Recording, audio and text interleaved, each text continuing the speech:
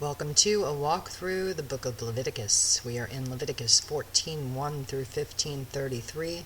This portion is called Metzora, which means leper. Like we said before, leper is not leprosy, biblically speaking. It's just the best word they could use to translate this skin disease. So let's start. Then the Lord spoke to Moses, saying, "This shall be the law of the leper for the day of his cleansing. He shall be brought to the priest. And the priest shall go out of the camp, and the priest shall examine him. And indeed, if the leprosy is healed in the leper, then the priest shall command to take for him who is to be cleansed 2 living and clean birds, cedar wood, scarlet, and hyssop. And the priest shall command that one of the birds be killed in an earthen vessel over running water.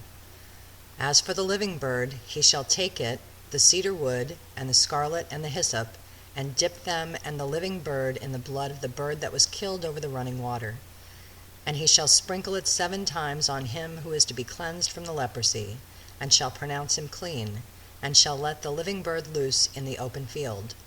He who is to be cleansed shall wash his clothes, shave off all his hair, and wash himself in water, that he may be clean. After that he shall come into the camp, and shall stay outside his tent 7 days. Yeshua cleansed 10 lepers from this disease, and told them to go to the temple and do this.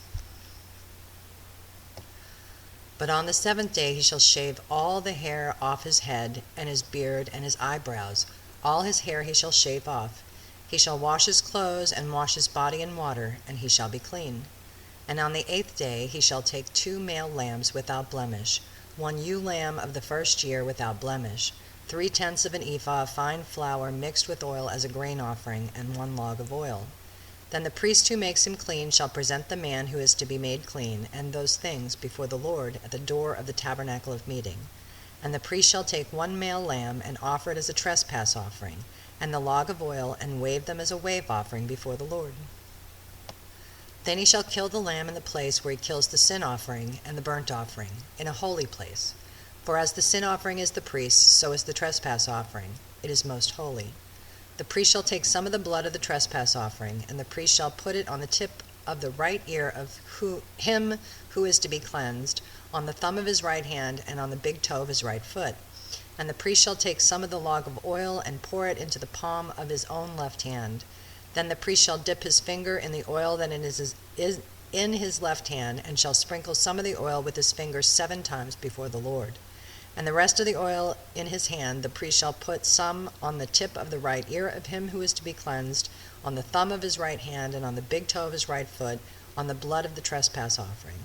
The rest of the oil that is in the priest's hand he shall put on the head of him who is to be cleansed, so the priest shall make atonement for him before the Lord." Now, the last time we saw this ritual, it was anointing the priests for the tabernacle. Quite interesting. Then the priest shall offer the sin offering, and make atonement for him who is to be cleansed from his uncleanness. Afterward he shall kill the burnt offering. And the priest shall offer the burnt offering and the grain offering on the altar. So the priest shall make atonement for him, and he shall be clean.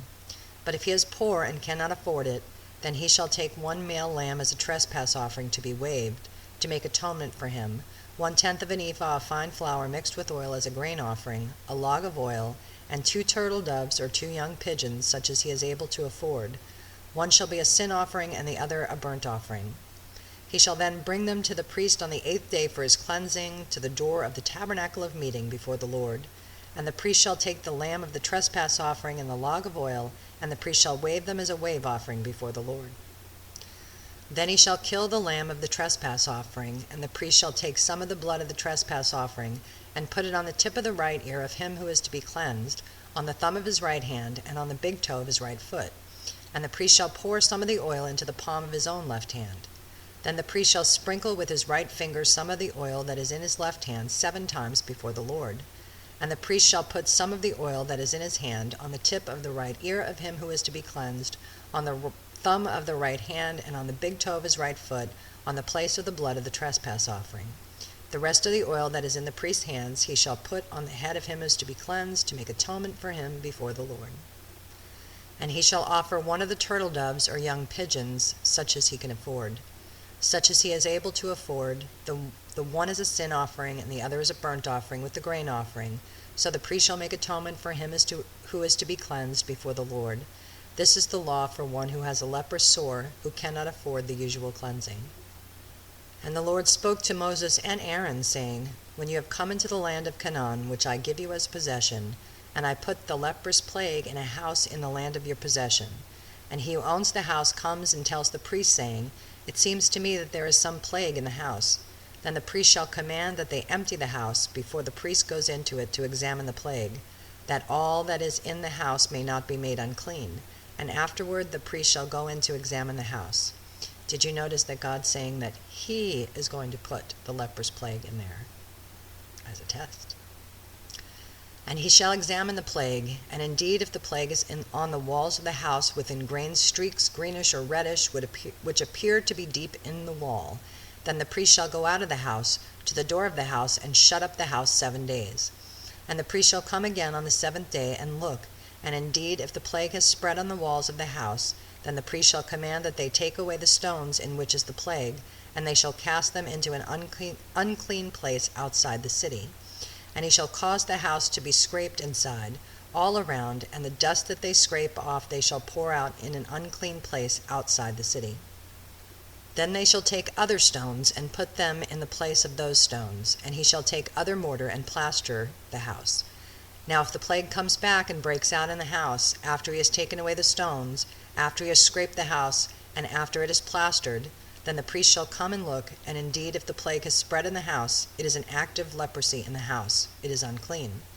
And he shall break down the house, its stones, its timber, and all the plaster of the house, and he shall carry them outside the city to an unclean place. Moreover, he who goes into the house at all while it is shut up shall be unclean until evening. And he who lies down in the house shall wash his clothes, and he who eats in the house shall wash his clothes. But if the priest comes in and examines it, and indeed the plague has not spread in the house after the house was plastered, then the priest shall pronounce the house clean, because the plague is healed. And he shall take, to cleanse the house, 2 birds, cedar wood, scarlet, and hyssop.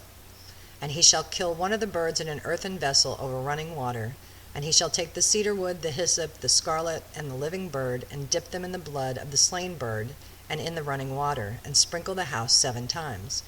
And he shall cleanse the house with the blood of the bird, and the running water, and the living bird, with the cedar wood, the hyssop, and the scarlet. Then he shall let the living bird loose outside the city in an open field, and make atonement for the house, it shall be clean. This is the law for any leprous sore and scale, for the leprosy of a garment and of a house, for a swelling and a scab and a bright spot, to teach when it is unclean and when it is clean. This is the law of leprosy. And the Lord spoke to Moses and Aaron, saying, Speak to the children of Israel, and say to them, When any man has a discharge from his body, his discharge is unclean. And this shall be his uncleanness in regard to his discharge, whether his body runs with his discharge, or his body is stopped up by his discharge, it is his uncleanness. Every bed is unclean on which he who has the discharge lies, and everything on which he sits shall be unclean. And whoever touches his bed shall wash his clothes and bathe in water, and be unclean until evening. He who sits on anything on which he who has the discharge sat shall wash his clothes and bathe in water, and be unclean until evening. And he who touches the body of him who has the discharge shall wash his clothes and bathe in water, and be unclean until evening. If he who has the discharge spits on him who is clean, then he shall wash his clothes and bathe in water, and be unclean until evening. Any saddle on which he who has the discharge rides shall be unclean.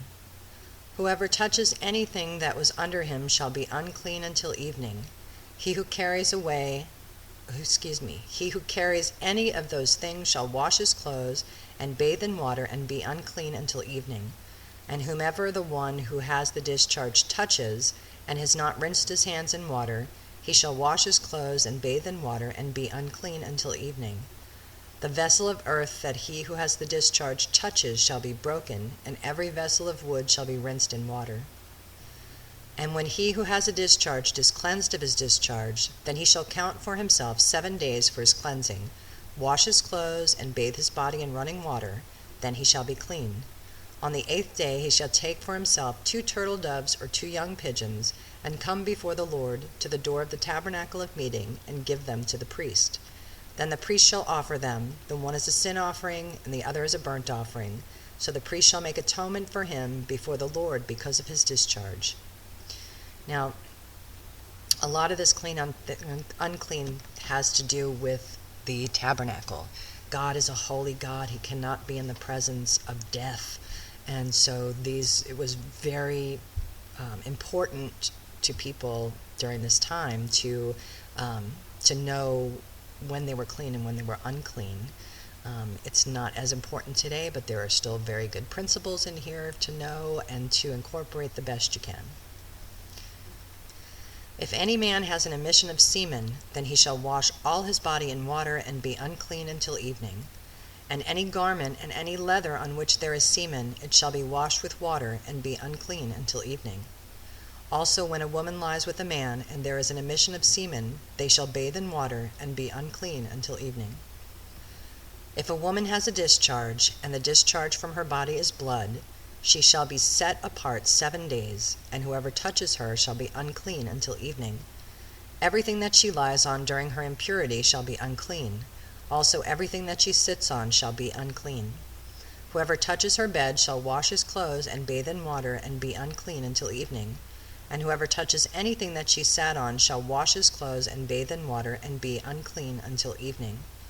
If anything is on her bed, or on anything on which she sits when he touches it, he shall be unclean until evening.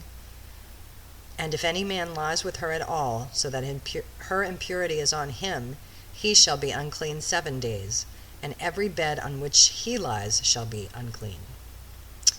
If a woman has a discharge of blood for many days, other than at the time of her customary impurity, or if it runs beyond her usual time of impurity, all the days of her unclean discharge shall be as the days of her customary impurity. She shall be unclean. Every bed on which she lies all the days of her discharge shall be to her as a bed of her impurity, and whenever she sits on shall be unclean as the uncleanness of her impurity. Whoever touches those things shall be unclean. He shall wash his clothes and bathe in water and be unclean until evening. But if she is cleansed of her discharge, then she shall count for herself 7 days, and after that she shall be clean. Do you remember the story of the woman with the issue of blood? This was very applicable to her. That's why it was so important. She wanted to go back into the temple, but she couldn't as long as she was having the blood. So Yeshua healed her. She waited 7 days and washed herself, and then she was able to go back into the temple. And on the 8th day she shall take for herself 2 turtle doves or 2 young pigeons, and bring them to the priest to the door of the tabernacle of meeting. Then the priest shall offer the one as a sin offering, and the other as a burnt offering. And the priest shall make atonement for her before the Lord for the discharge of her uncleanness. Thus you shall separate the children of Israel from their uncleanness, lest they die in their uncleanness when they defile my tabernacle that is among them.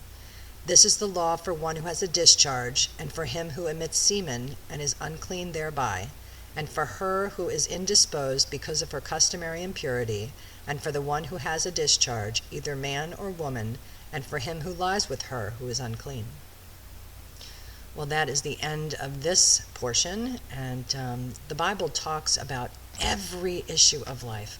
And so it might be kind of difficult for some people to go through these portions, and it's like, it's talking about blood and semen and this and that and the other thing. But, our Creator created us, and He knows everything about us, so nothing is off limits for Him. If you'd like some more detailed study into this book or any of the books that we will be going through, I highly recommend the Rabbi's Son Study. There will be a link below for you to read that. If you can't do all the reading, I highly recommend you at least do the introductory study for each of these portions to get a little more understanding of what's being spoken of. So until next time, shalom, shalom.